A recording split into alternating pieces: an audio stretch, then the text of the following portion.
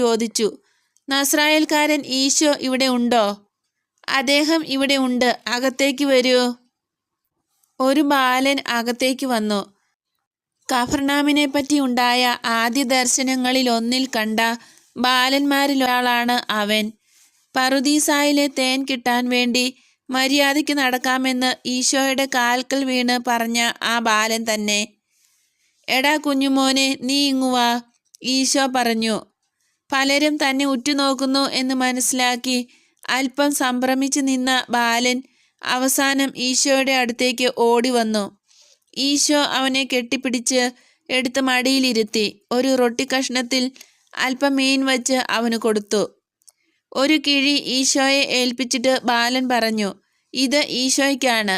ഇന്നും ആ മനുഷ്യൻ പറഞ്ഞു, ഇന്ന് സാബത്താണ്, നീ ഇത് നസ്രായേൽക്കാരൻ റബ്ബിക്ക് കൊടുക്കണം.